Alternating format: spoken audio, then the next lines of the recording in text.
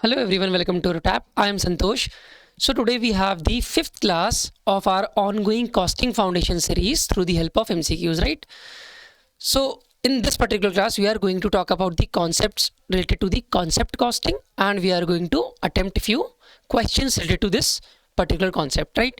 But before getting into the concept of contract costing and getting into the MCQs of this contract costing, we are going to look at all the homework questions that I have given you in the previous 4 classes, and we are going to discuss the explanation of these 4 homework questions, right? Then we are going to move towards our first MCQ of contract costing, right?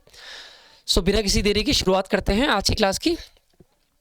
तो पहला question जो हमारे पास है that is calculate the stock turnover ratio for B, और ये हमारा homework question 1 है जिसमें हमको क्या निकालना है, stock turnover ratio for B only from the following information, right? So we have been given the opening stock of B as rupees 50,000, closing stock of rupees B rupees 30,000, and the purchases of rupees B 1,75,000, and you have to find out the stock turnover ratio. अब मैं homework question 4th class के बाद सारी क्यों करा रहा हूँ, इसका भी एक रीज़न है।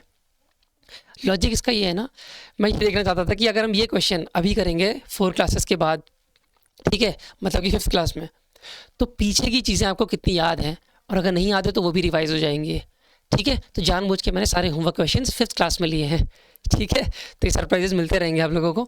अच्छा, स्टॉक टर्नओवर रेशियो का फॉर्मूला क्या होता है, पहले तो इसको देखते हैं। किसी को याद है? नहीं याद है तो मैं बताता हूँ। इसका है cost of material consumed upon average inventory, या एवरेज रॉ मटेरियल बोल सकते हैं, ठीक है। अब हमारे पास क्वेश्चन में stock turnover ratio for B निकालना है, और हमारे पास कॉस्ट ऑफ मटेरियल कंज्यूम्ड हमें दिया है। कैसे दिया है? क्योंकि हमारे पास ओपनिंग स्टॉक है 50,000 का। कॉस्ट ऑफ मटेरियल कंज्यूम्ड का फॉर्मूला क्या होता है? Opening stock plus purchases minus closing stock, right? 50,000 plus your purchases are 1,75,000 minus your closing stock that is 30,000, right? और हमारे पास जो एवरेज इन्वेंट्री है वो भी हमें गिवन है, क्योंकि opening plus closing divided by 2 is your average inventory. So 50 plus 30, that is 80,000, and 80,000 divided by 2 is your 40,000. So I am directly writing here rupees 40,000, right? And 50 minus 30 is your 20,000. 1,75,000 plus 25,000 is plus 20,000 is 1,95,000, right? So easy enough. And when you are going to divide it by 40,000, so you will have your approximately 4, yeah, 4 4 16. So you have only one option related to the 4 point something. So option number B is the correct answer. 4.875 is your stock turnover ratio for B, right? See, I have given the option in a shortcut way, right? मैंने क्या किया, मैंने इसको जब divide किया तो मैंने देखा कि 4 पॉइंट समथिंग आएगा, और मैंने चेक किया कि कोई 4 पॉइंट का ऑप्शन है। So there are no other options related to the 4 point something, so I have directly ticked B. ऐसा एग्जाम में तभी करना जब 4 पॉइंट से 4 से रिलेटेड कोई और ऑप्शन नहीं होगा, ठीक है। तो ये शॉर्टकट होता है टाइम बचाने के लिए। तो ऑब्वियसली बात है कि हमें कोई और ऑप्शन नहीं दिख रहा है तो 4 का तो, लेकिन अगर 4 पॉइंट समथिंग का कुछ और ऑप्शन होता है तो हम इसे आगे भी कैलकुलेट करते हैं, ठीक है। तो क्वेश्चन आसान था, होमवर्क क्वेश्चन 1 हमने डिस्कस कर लिया, और आपका स्टॉक टर्नओवर रेशियो भी रिवाइज हो गया है, ठीक है। अब आगे बढ़ते हैं। Option number B is the correct answer है। Now the second homework question that I have given you in the second class, that says which of the following is not a classification of overhead based on its functionality. तो functionality की base में overhead का कौन सा classification नहीं है? Is it factory overhead, administrative overhead, fixed overhead, selling overhead? देखो, factory overhead तो फंक्शनैलिटी के बेसिस में है, एडमिनिस्ट्रेटिव ओवरहेड भी है, ठीक है। फिक्स्ड ओवरहेड नहीं है, क्योंकि ये नेचर वाइज क्लासिफिकेशन है ओवरहेड का। किसके वाइज? नेचर वाइज, मतलब कि फिक्स्ड है कि वेरिएबल है कि सेमी वेरिएबल है। That is the criteria of classification based on the nature of the overhead. But functionality के बेसिस में फैक्ट्री ओवरहेड है, एडमिनिस्ट्रेटिव ओवरहेड है, सेलिंग ओवरहेड है, डिस्ट्रीब्यूशन ओवरहेड है, ये सब फंक्शनैलिटी के बेसिस में क्लासिफिकेशन है। तो जो हमारा करेक्ट आंसर है, हमको निकालना है नॉट, और नॉट में क्या है हमारा? Cross fixed overhead. तो correct answer for this homework question 2 is option number C. I hope ये आपको क्लियर हो गया होगा, बहुत आसान क्वेश्चन था, कुछ नहीं था। अच्छा, अगर ऐसा लग रहा है ना कि अरे सर ये क्या नई नई चीज़ें आ रही हैं, इसका मतलब है आपने वीडियोस को दोबारा नहीं देखा है। जब कंसेप्चुअल क्लैरिटी के लिए वीडियोस को बार बार देखना है, एक बार देख के छोड़ना नहीं है, ठीक है। तो और PDF भी प्रोवाइड की गई है, चाहो तो PDF से रिवाइज कर सकते हो, वरना वीडियो से बेटर रहेगा, क्योंकि PDF में जो चीज़ें नहीं रहती वो भी मैं वीडियो में बता देता हूँ। ठीक है, तो वीडियोज़ को ऐसा नहीं कि एक बार करके छोड़ना है, अगर चीज़ें रिवाइज करनी है तो बार बार वीडियोज़ को देखना है, 2 से 3 बार देखना पड़ता है, उसके बाद तो कंसेप्ट जो है कॉन्सेप्ट्स अच्छे से आ जाते हैं। ठीक है, तो आगे बढ़ते हैं। इसका answer option number C. As we have already discussed that fixed overhead is based on what? Nature of overhead, not on the basis of functionality. It has been classified on the basis of nature of overhead, right? चलो question number 3 की तरफ बढ़ते हैं। Homework question number 3। In the third class I have asked you that which of the given statement is or are correct. So हमको correct statement बतानी है। ठीक है, first option we have is unit costing is applied in those industries where different products are produced simultaneously. ये तो wrong statement है, क्योंकि different products के लिए नहीं होता है, यूनिफॉर्म प्रोडक्ट्स के लिए होता है, स्टैंडर्ड प्रोडक्ट्स के लिए होता है यूनिट कॉस्टिंग। चलो एक और चीज़ रिवाइज करा देता हूँ, क्योंकि कुछ शायद बच्चों का मतलब बच्चों के आए थे कमेंट की, एक क्वेश्चन पूछा था किसी ने कि यूनिट कॉस्टिंग ब्रिक में क्यों यूज़ कर रहे हैं, जबकि बैच कॉस्टिंग भी ऐसा ही यूनिट कॉस्टिंग जैसा लगता है। ये डाउट बहुत ही वैलिड है और मुझे मतलब अच्छा लगा कि बच्चे अच्छे से पढ़ रहे हैं करके। ठीक है, तो ये डाउट बहुत वैलिड डाउट है और अच्छा क्वेश्चन है। देखो, एक बेसिक क्राइटेरिया है यूनिट और बैच कॉस्टिंग का ना, जो डिस्टिंक्शन का है वो हमें ध्यान रखना है। वो ध्यान क्या रखना है हमें, जब भी हम यूनिट कॉस्टिंग की बात करते हैं then we talk about uniform goods और स्टैंडर्ड गुड्स। एंड जो ये गुड्स की बात कर रहे हैं हम, ठीक है, ये यूनिफॉर्म है और ये एक ही टाइप के गुड्स हैं। थोड़ी बहुत वैरायटी हो सकती है, 2 टाइप के हो सकते हैं ज़्यादा से ज़्यादा। ठीक है, बट ये यूनिट कॉस्टिंग है ना, ये पार्ट किसका है, ये ब्रॉडर क्लासिफिकेशन आता है प्रोसेस कॉस्टिंग में। याद है पढ़ाया था कि प्रोसेस कॉस्टिंग के अंदर ही ब्रॉडली हम यूनिट कॉस्टिंग को ले सकते हैं।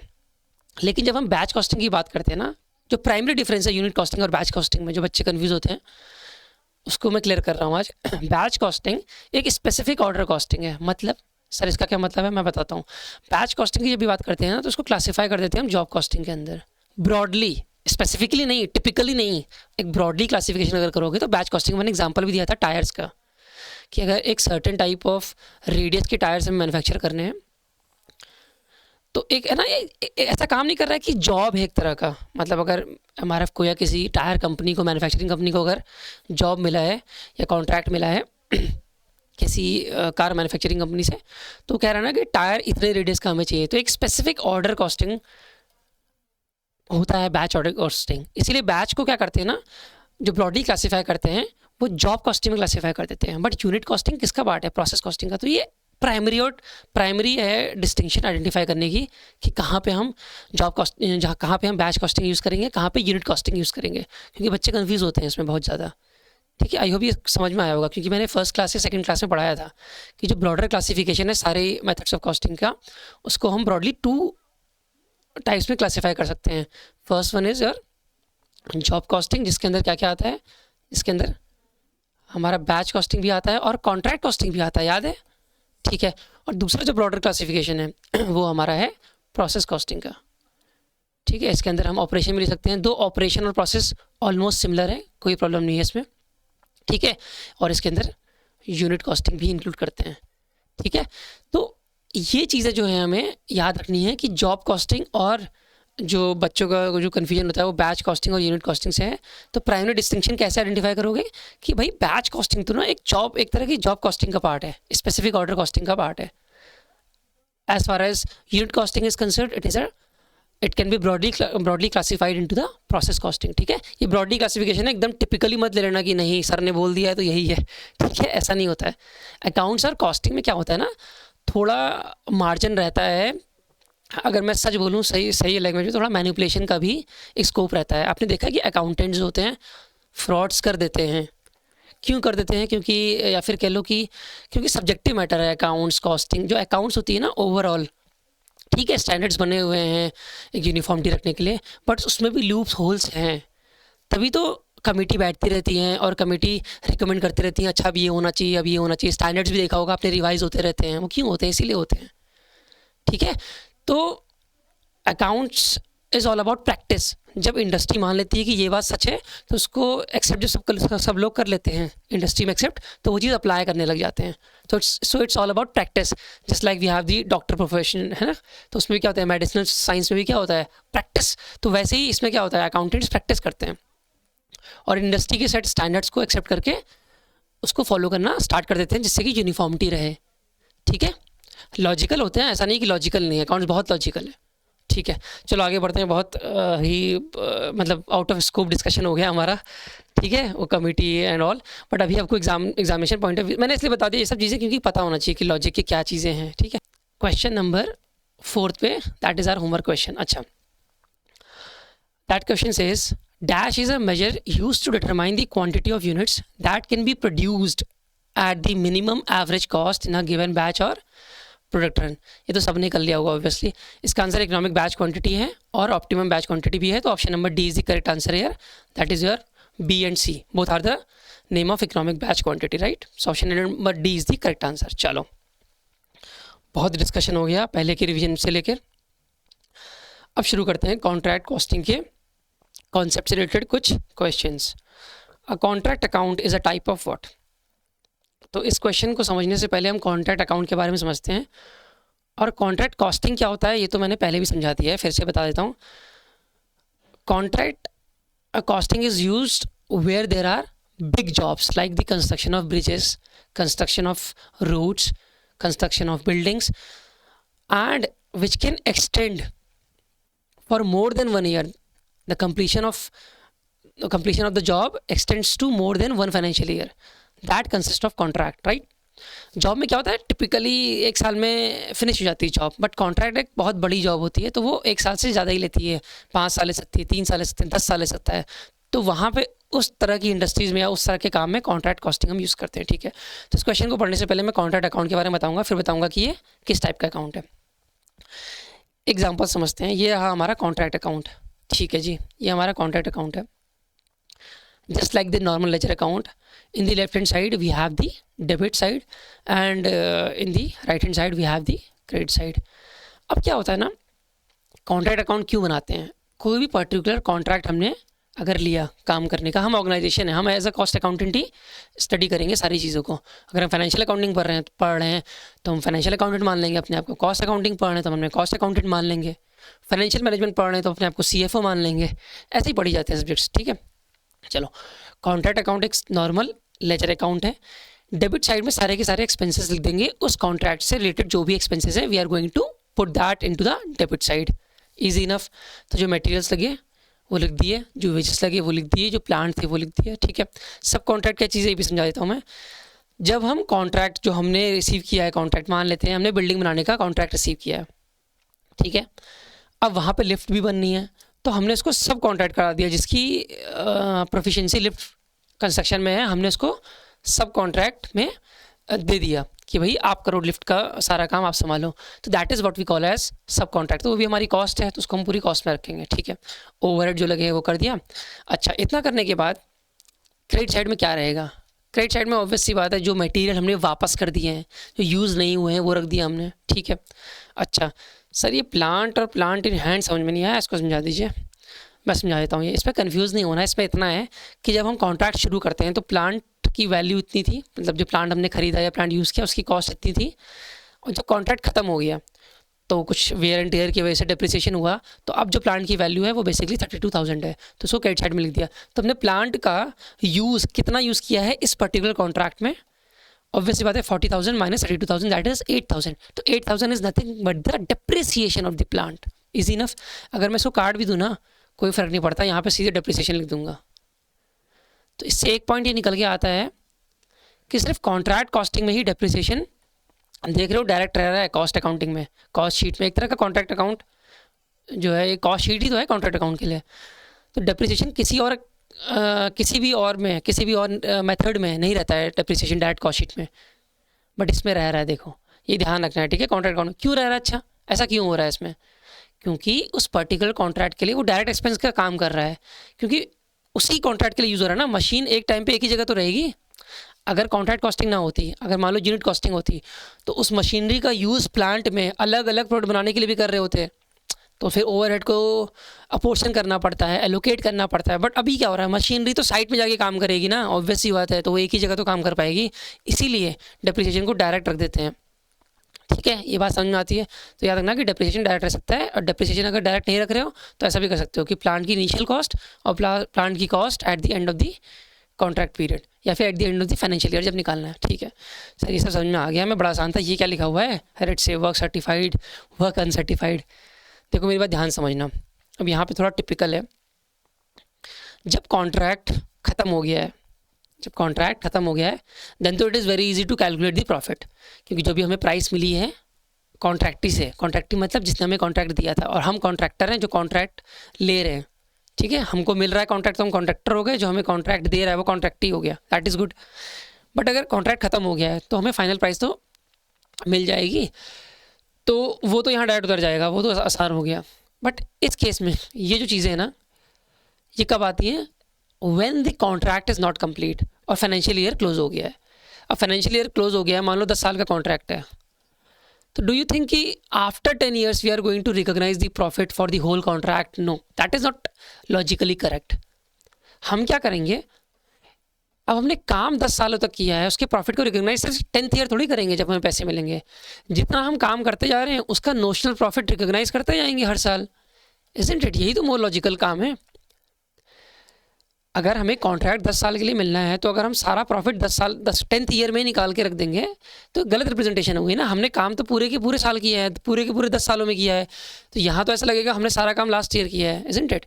तो अकाउंट्स में क्या बोला, जो प्रैक्टिस है, जो इंडस्ट्री नॉर्म्स बने हैं वैसे ही काम करने पड़ते हैं, और ये लॉजिक पे डिपेंड करता है।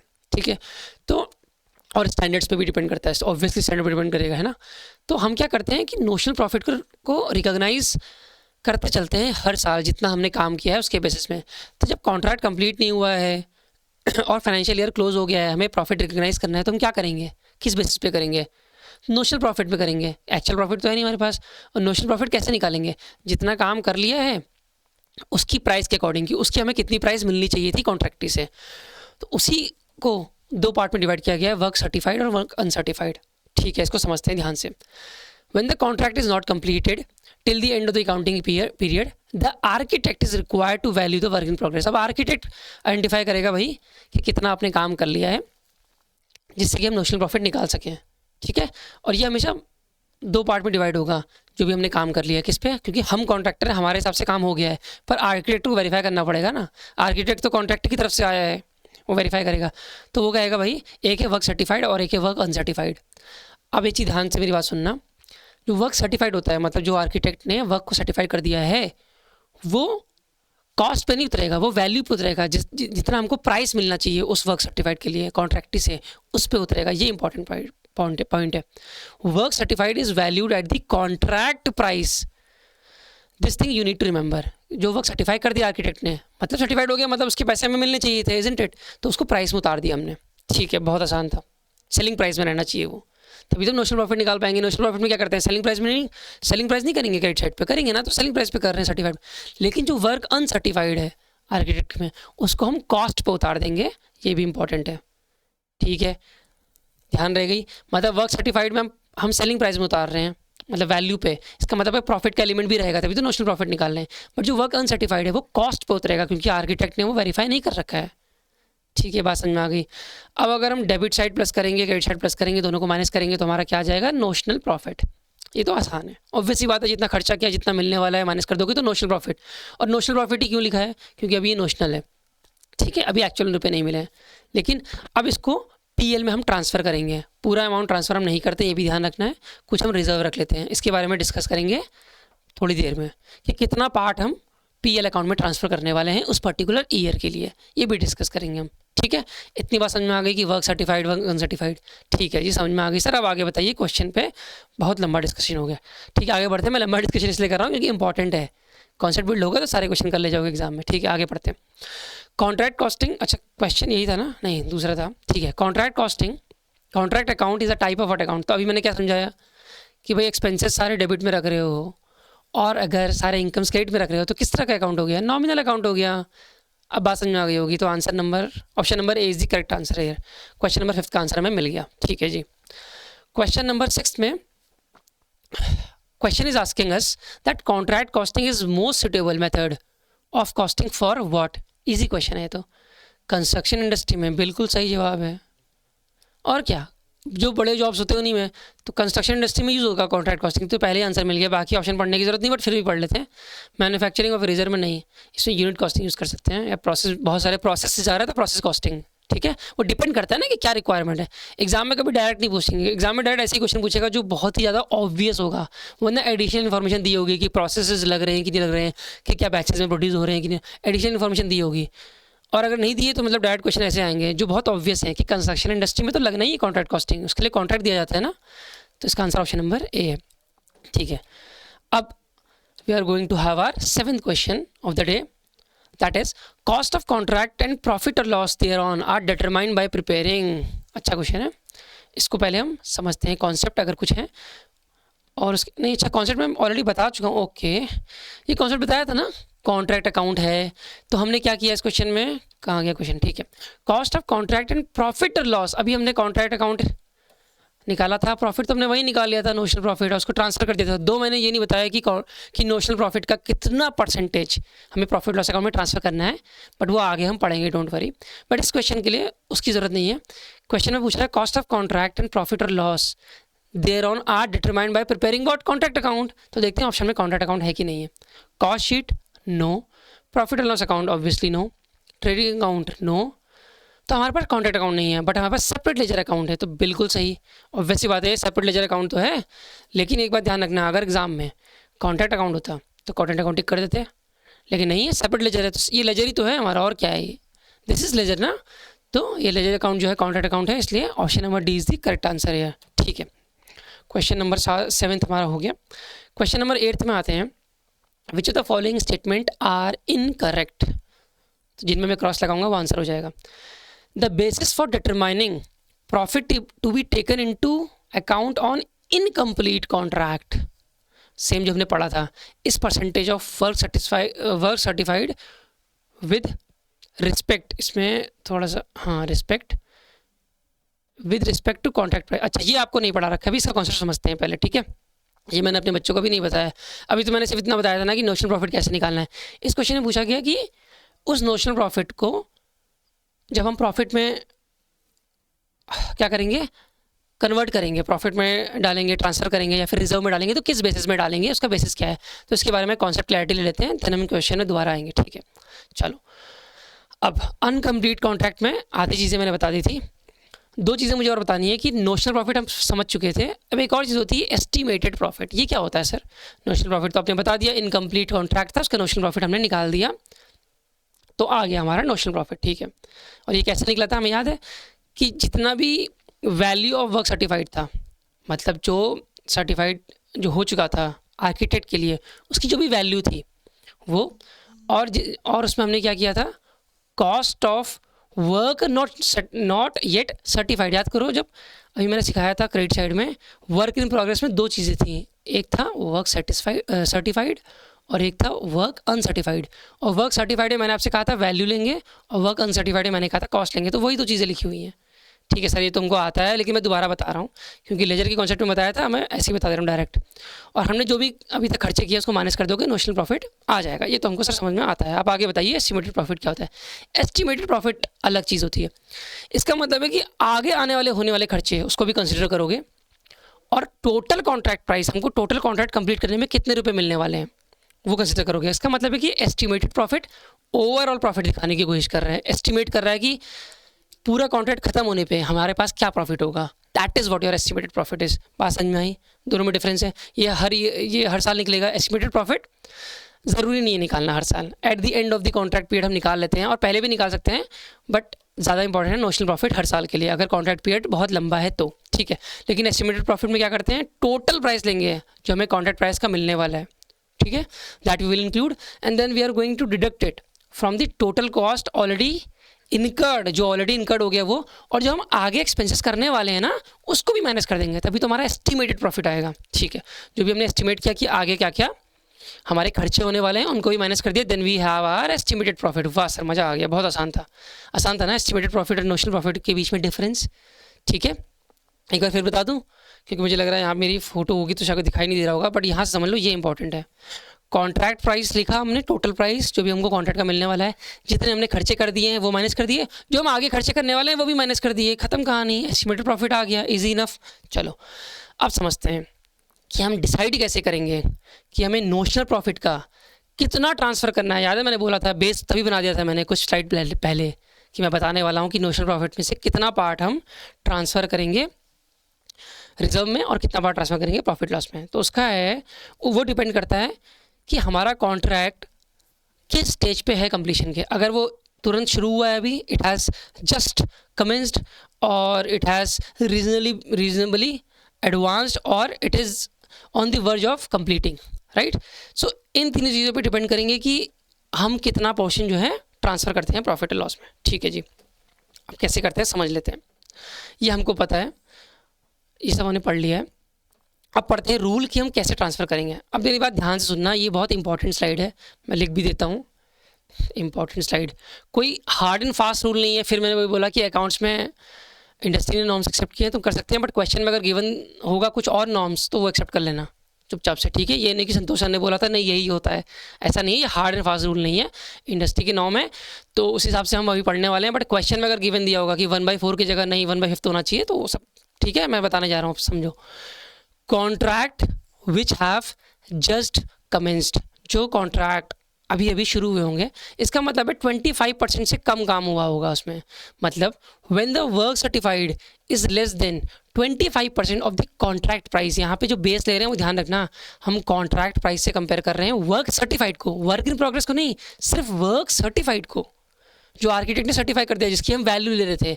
अगर वो 25% से कम है, मतलब 1/4 से कम है, किसके रिस्पेक्ट में? कॉन्ट्रैक्ट प्राइस के रिस्पेक्ट में, तो हम कुछ भी ट्रांसफ़र नहीं करेंगे, कोई प्रॉफिट ट्रांसफ़र नहीं करेंगे, ठीक है। No profit is transferred to profit and loss account.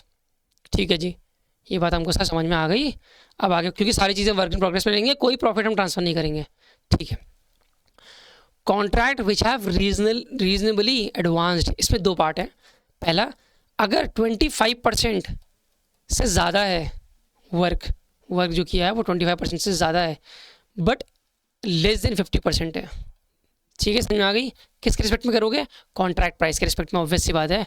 Contract price के रिस्पेक्ट में अगर वर्क सर्टिफाइड है, जो वैल्यू है 25% या 25% से ज़्यादा है, 50% से कम है लेकिन, तो 1/3 जो नोशनल प्रॉफिट का होगा ना, उसको ट्रांसफ़र कर दोगे। जो 1/3 होगा नोशनल प्रॉफिट का, उसको ट्रांसफ़र कर दोगे कहाँ? PL में, और बाकी अमाउंट कहाँ चला जाएगा? रिजर्व में। बोले समझ में आई बात? ठीक है, वेरी गुड। अब तेज़ तो हो ही हो बच्चे सारे, इतना पढ़ के 5th क्लास पढ़ रहे हो, अब तो तेज़ हो ही गए होगे। लेकिन मैं फिर बोला है बार बार करनी है हाँ क्लासेस, इंपॉर्टेंट क्लासेस सारी की सारी। अच्छा, when work in progress certified is greater than और equal to 1/2, that is greater than और equal to 50%, but less than 9/10, मतलब 90% से कम है। ओहो, ठीक है। तो जो वर्क हमारा सर्टिफाइड है दैट इज लेस देन 90%, 50% से बड़ा और 90% से कम, तो 2/3 ट्रांसफ़र कर देंगे नोशनल प्रॉफिट का। जो नोशनल प्रॉफिट आया था ना डेबिट साइड में, उसका हम 2/3 ट्रांसफ़र कर देंगे प्रॉफिट लॉस में, बचा हुआ रिजर्व में डाल देंगे, ठीक है। अब अगर ऑलमोस्ट कंप्लीट है अगर कॉन्ट्रैक्ट, तो हम एस्टिमेटेड प्रॉफिट के बेस में करेंगे, ठीक है। Then the estimated profit should be calculated on the whole contract and the proportion of the estimated profit. अभी तक हम नोशनल प्रॉफिट का प्रपोर्शन ट्रांसफर कर रहे थे, अब हम एस्टिमेटेड प्रॉफिट का ट्रांसफर करेंगे प्रॉफिट एंड लॉस में, ठीक है। तो एस्टिमेटेड प्रॉफिट निकालना तो आ गया है, और उसको निकालने के बाद हम उसमें से कितना ट्रांसफर करना है वो कैसे पता करेंगे? वो इस बेसिस में करेंगे। ये बेसिस दिया होता है एग्जाम में कि वर्क सर्टिफाइड जितना है और अपॉन कॉन्ट्रैक्ट प्राइस जितना है, ठीक है। और इसमें हम इंटू कर सकते हैं अपना कैश रेशियो भी। मैं बता रहा हूँ ये क्या चीज़ है कैश रेशियो। अब मेरी बात ध्यान समझना कि सर ये क्या चीज़ है और ये क्या चीज़ है। सर इतना तो हमको समझ में आ गया था क्योंकि आपने बता दिया इतना कि भाई नोशनल प्रॉफिट का 2/3 निकाल लो या 1/3 निकाल लो और इसको ट्रांसफ़र कर दो प्रॉफिट एंड लॉस में। बट सर ये क्या चीज़ है, ये क्यों लिखा है यहाँ पे cash received upon work certified, क्यों लिखा है यहाँ पे? ये तो बताइए, मैं बताता हूँ, मेरी बात ध्यान सुनना। कॉन्ट्रैक्ट प्राइस जितना भी हुआ है उसमें से ना सारी वैल्यू, वर्क सर्टिफाइड की जो वैल्यू है, सारी वैल्यू कॉन्ट्रैक्ट पे नहीं करता है कॉन्ट्रैक्टर को। कहता है मैं कुछ पैसे अपने पास रखूँगा फ्यूचर अनसर्टिनिटीज़ के लिए, इसे कहते हैं रिजर्व, रिटेंशन मनी। क्या बोलते हैं? Retention money. रिजर्व नहीं, रिजर्व तो बता दिया मैंने क्या होता है। इसे कहते हैं रिटेंशन मनी। तो कॉन्ट्रैक्टी जो कॉन्ट्रैक्ट हमें दे रहा है, हम कॉन्ट्रैक्टर हैं, कुछ पैसा अपने पास रख लेगा, भले वैल्यू सर्टिफाई हो चुकी है आर्किटेक्ट के थ्रू, लेकिन फिर भी कुछ पे रख लेगा। तो हमने जितना कैश रिसीव किया है और हमारी जो वैल्यू थी वर्क सर्टिफाइड की, उसका रेशियो जो होता है उसको बोलते हैं कैश रेशियो। तो हमने जो नोशनल प्रॉफिट निकाला था ना अभी, फिर 2/3 से इंटू कर दिया था, याद करो यहाँ पे, या 1/3 से, उसको हम कैश रेशियो से भी इंटू करेंगे, तब हमारा एक्चुअल अमाउंट आएगा जो हमें ट्रांसफ़र करना है। समझ में आई बात? तो सेम कॉन्सेप्ट यहाँ भी लगा है। एस्टिमेटेड प्रॉफिट जो भी हमारा आ गया उसको हमने इंटू कर दिया वर्क सर्टिफाइड से, डिवाइडेड बाय कॉन्ट्रैक्ट प्राइस से हमने कर दिया, लेकिन फिर कैश रेशियो से भी इंटू कर देंगे। ठीक है, जो और जो थर्ड और फोर्थ बेसिस है इसको भी नहीं पढ़ना है, ये बेसिस एग्जाम में क्वेश्चन में दिए होंगे, जो इतना मैं पढ़ा रहा हूँ सिर्फ उतना ही ध्यान से सुनना है। ठीक है, चलो अब हमारे क्वेश्चन पे आते हैं। प्रीवियस क्वेश्चन था क्या सर? वो तो करा दो, मैं कराता हूँ। विच ऑफ द फॉलोइंग, यही था ना? हाँ, which of the following statements are incorrect. तो पहला जो ऑप्शन है वो हमारा क्या है? The basis for determining profit. अब समझ में आ रहा होगा statement. Profit to be taken into account on incomplete contract is percentage of work certified with respect to contract price. बिल्कुल सही है। याद आया कुछ? किस पे डिपेंड करेगी चीज़ें कि कितना प्रॉफिट ट्रांसफ़र करना है, किस पे, कि कितना परसेंटेज काम हुआ है वर्क सर्टिफाइड का with respect to contract price. अगर लेस देन है 25% के तो भैया ज़ीरो ट्रांसफ़र करोगे, कुछ नहीं ट्रांसफ़र करोगे प्रॉफिट लॉस में। लेकिन अगर 25 से बड़ा है या बराबर है, और अगर लेस देन है, किसके किसके लेस देन है? 50% के, भूल गए क्या? तो कितना करोगे? 1/3 करोगे। 50 से ऊपर है, 90 से कम है तो 2/3 करोगे। और अगर ऑलमोस्ट वर्ज ऑफ कंप्लीशन है तो एस्टिमेटेड प्रॉफिट से निकाल लोगे। ठीक है, उसका अलग फॉर्मूला है। तो ये पहला तो भाई बिल्कुल सही है। Amount paid to the sub contractor is credited to the contract account. नहीं, ये तो मैंने पढ़ा दिया है सारे बच्चों को, नहीं पढ़ाया अभी कि भाई कॉन्ट्रैक्ट अगर तुम सब कॉन्ट्रैक्ट दे रहे हो किसी को तो वो डेबिट साइड में रहेगा, वो तो एक्सपेंस है, तो ये गलत है बिल्कुल। Third statement is work uncertified is debited to contract account. ना, वर्क अनसर्टिफाइड भी यही रहता है, वर्क सर्टिफाइड भी क्रेडिट साइड रहता है।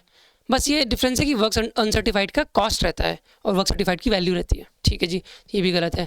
तो 2 और 3 हमारे गलत स्टेटमेंट है, 2 और 3 बी में है, तो option number B is the correct answer. बिल्कुल सही जवाब दिया सारे बच्चों ने। आगे पढ़ते हैं चलो, क्योंकि 9th क्वेश्चन हमारा है which of the following statement is correct. ठीक है जी, contract costing is not use in the automobile industry. तो बिल्कुल सही है, ऑटोमोबाइल इंडस्ट्री में तो मल्टीपल कॉस्टिंग यूज़ करते हो, कॉन्ट्रैक्ट कॉस्टिंग यूज़ नहीं करते हो। ठीक है, when a contract completion stage is less than 1/4 total expenditure on the contract is transfer to profit and loss account. ये तो गलत है साफ साफ। कहाँ 1/4 से अगर कम करोगे तो कहाँ ट्रांसफ़र हो जाएगा भाई? कुछ नहीं, ये तो वर्क इन प्रोग्रेस में चला जाएगा सारा का सारा।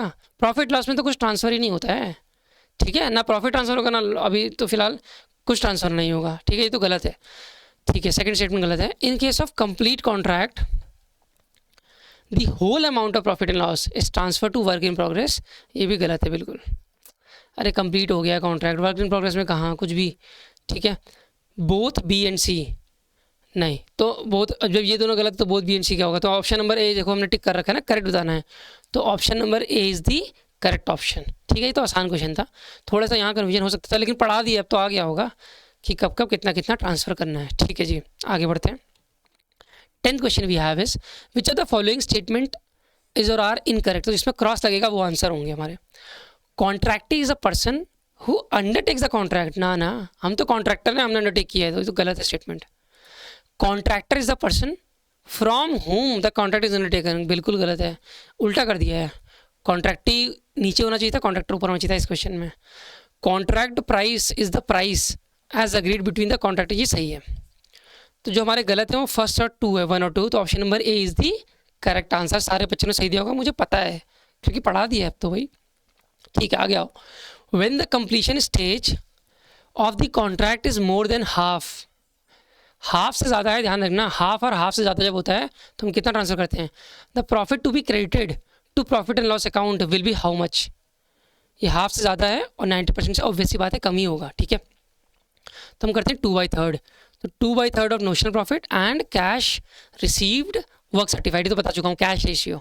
ठीक है, दिस इज कैश रेशियो, लिख देता हूँ, पता चला बाद में कन्फ्यूजन हो जाए। ठीक है, कैश रेशियो है कि जितना हमको कैश रिसीव हुआ है with respect to work certified. ठीक है जी, आगे आते हैं। तो ऑप्शन नंबर सी करेक्ट है, इसमें तो कुछ था नहीं।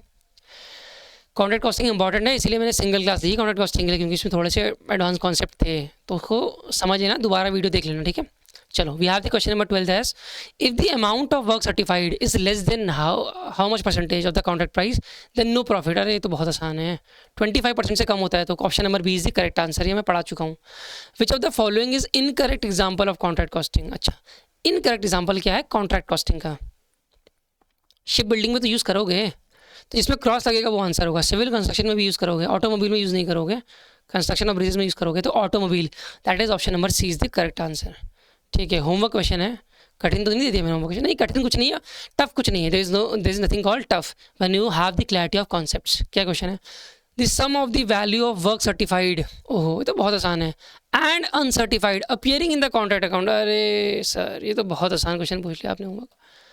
यहाँ पे मैंने क्या बताया था, इनको मिला के क्या बोलते हैं? चलो मुझे कमेंट सेक्शन में आंसर करो, और मुझे ये बताना कि कॉन्ट्रैक्ट कॉस्टिंग से जो भी कॉन्सेप्ट आपने सीखना है, जो इंपॉर्टेंट कॉन्सेप्ट है ना, वो यही है जो मैंने बताए हैं, ठीक है।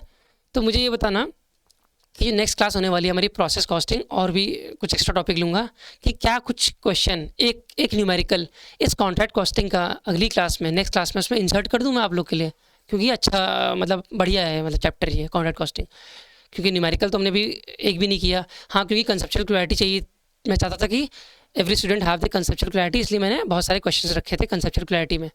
अब मुझे बताना कि नेक्स्ट क्लास में क्या न्यूमेरिकल रख दूँ इसका कॉन्ट्रैक्ट कॉस्टिंग का, ताकि मैं आप लोग की प्रैक्टिस कराना चाहता हूँ, ठीक है, सारे बच्चों की। तो कमेंट में क्या करोगे इसका आंसर, और क्या कॉन्ट्रैक्ट कॉस्टिंग का न्यूमेरिकल डाल दूँ नेक्स्ट क्लास में, तो मुझे वो कमेंट कर देना, ठीक है।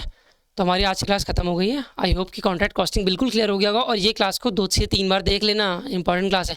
और पहले की 4 क्लासेस भी कॉन्सेप्ट के बिल्डिंग के लिए, all the 5 classes we have till now completed, you have to watch it twice or thrice, right. चलो अब मिलते हैं नेक्स्ट क्लास में, तब तक के लिए टाटा बाय बाय।